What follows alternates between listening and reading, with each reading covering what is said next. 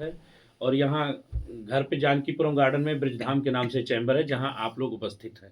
आप लोगों के माध्यम से मैं सभी अधिवक्ता भाइयों एवं बहनों को सादर प्रणाम, राधे राधे। मैं आप सबसे निवेदन करना चाहता हूँ कि मेरा क्रमांक संख्या 299 है।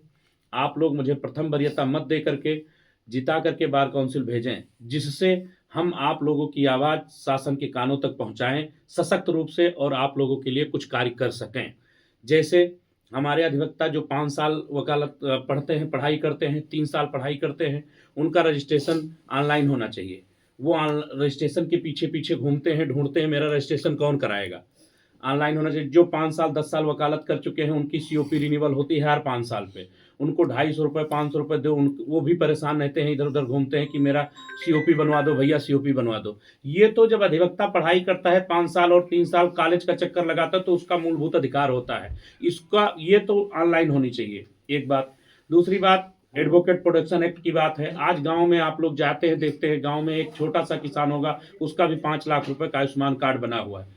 एक अधिवक्ता का कुछ नहीं है। अधिवक्ता ऐसे ही परेशान। अधिवक्ता अगर बीमार हो जाता, बार का चेहरा न देखे, अपने बार एसोसिएशन का, बार काउंसिल का सदस्य जो भी 5 साल 7 साल 2018 में चुनाव हुआ था, 2025 में चुनाव होने, 26 में चुनाव होने जा रहा है, वो भी सुप्रीम कोर्ट के दबाव में। सुप्रीम कोर्ट ने अगर टाइट ना किया होता तो अभी चुनाव होने का कोई नहीं था। उसके वजह से अगर वो अपने बार एसोसिएशन, अगर उसके बार के अध्यक्ष महामंत्री ना देखे तो उसका इलाज नहीं हो सकता है। बार काउंसिल में जीते हुए जो पुराने जितने भी पदाधिकारी थे, बहुत दूर दूर तक उनको किसी से कोई मतलब नहीं। 7 साल आप बार काउंसिल में रहे, पुराने सदस्य जितने भी हमारे आदरणीय जीते हुए थे, आज तक किसी के पास नहीं गए। अब जब चुनाव आया है तो इतना बैनर, इतना पोस्टर, इतना डायरी, इतना कैलेंडर बंट रहा है।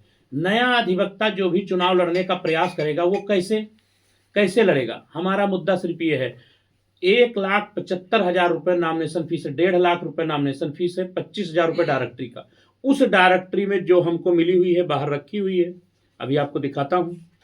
उस डायरेक्टरी में लेकिन मोबाइल नंबर नहीं है। अगर कम से कम मोबाइल नंबर ही होता तो कम से कम मोबाइल दूरभाष के जरिए ही सारे अधिवक्ताओं से एक बार बात हो जाती। 75 जनपद है, ठंड का मौसम है, हम लोग बराबर हर एक जिले में जा रहे हैं, अभी तक 58 जनपद जा पाए हैं।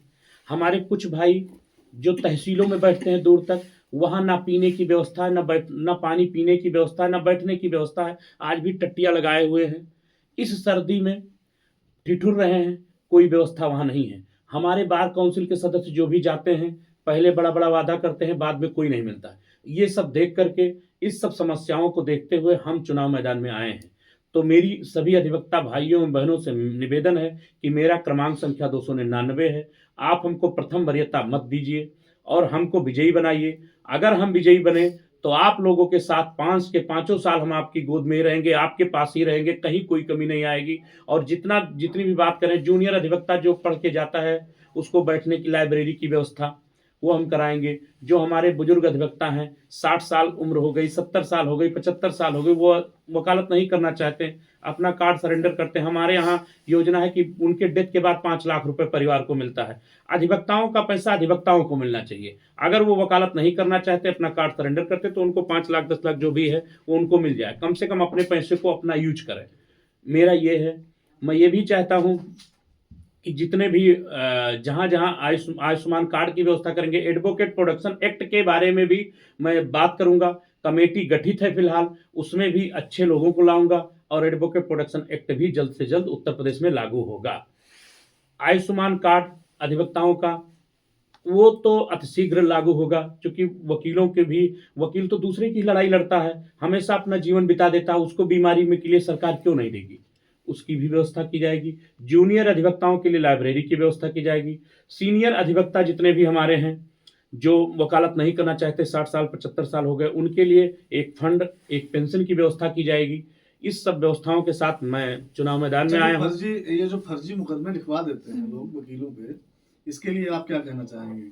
पत्रकारों पे, वकीलों पे लोग फर्जी मुकदमा जो लिखवा देते हैं, इसके लिए आप क्या कहेंगे?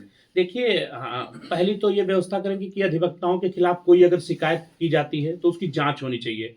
अधिवक्ता कहाँ से है, किस बार एसोसिएशन से कहाँ वकालत करता है, उसके अध्यक्ष मंत्री से जानकारी होनी चाहिए। अगर वो गलत है तो अधिवक्ता हो या कोई हो, अगर वो गलत काम करता तो उसके खिलाफ कार्रवाई होनी चाहिए, उसमें हम कोई बात नहीं। लेकिन जानकारी करने के बाद कोई अधिवक्ता ऐसे भी हैं कि जो निर्दोष रहते हैं, उनका कोई दोष नहीं रहता, कहीं कोई मतलब उनके खिलाफ मुकदमा लिख गया, वो घूमे घूमे करते। इसी वजह से एडवोकेट प्रोडक्शन एक्ट की जरूरत है। एडवोकेट प्रोडक्शन एक्ट के लिए हम शासन से मांग करेंगे और अतिशीघ्र उसको लागू भी कराने सर, का काम अधिवक्ता करेंगे। अपने लिए इंश्योरेंस की भी डिमांड करते हैं कि उनका बीमा होना जरूरी है, उसके लिए क्या कुछ कहेंगे आप? उसी की बात को करें कि आयुष्मान कार्ड 5 लाख रुपए हर कोने पे हर एक गरीब आदमी का बना हुआ है, अधिवक्ताओं का नहीं। इसलिए अधिवक्ताओं का आयुष्मान कार्ड बनेगा, हर अधिवक्ताओं का 5 लाख रुपए तक इलाज होगा। इसकी भी दूसरी प्राथमिकता हमारी ये है कि हम इसको भी लागू कराएंगे। इस डायरेक्टरी के बारे में बताइए, क्या कह रहे हैं? ये डायरेक्टरी हमारी है, ये हमें 75 जनपद की मिली हुई है। 25,000 रुपए हमने इसकी जमा किया है, 25,000 रुपए की रसीद मिली है। लेकिन इस डायरेक्टरी में रजिस्ट्रेशन नंबर है, पता है, लेकिन किसी भी वकील का मोबाइल नंबर नहीं है। अब हमने ये जो 25,000 जमा किया वो बेकार हो गया। हम रजिस्ट्रेशन नंबर, वकीलों का नंबर लेके क्या करेंगे? हमको अगर कम से कम नंबर ही मिले होते तो हम उनसे कांटेक्ट कर सकते, बात कर सकते थे। किसी जहां नहीं पहुंचते उनको दूरभाष के माध्यम से कम उनसे बात कर सकते थे। अच्छा, तहसील स्तर के अधिवक्ताओं को आप क्या संदेश देना चाहेंगे?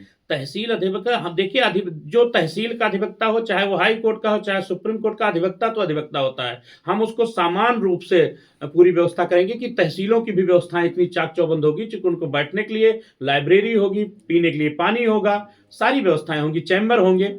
ये मैं पूरा भ्रमण कर रहा हूँ और नोट भी कर रहा हूँ। सर, युवा अधिवक्ता जो हैं, जिन्होंने अभी अपना काम स्टार्ट किया, उनके लिए कुछ मिनिमम भत्ते की बात भी कहने की 5,000 रुपए सरकार ने किया था, लेकिन अभी तक मिल नहीं रहा। उसकी प्राथमिकता के तौर पर सरकार से मांग करेंगे और उनको 5,000 रुपए प्रतिमाह मिलेगा। और उनके स्पेशल हम अपने बार काउंसिल की तरफ से पूरी व्यवस्था की जाएगी कि उनको हर जगह लाइब्रेरी मिले, पढ़ने की व्यवस्था मिले।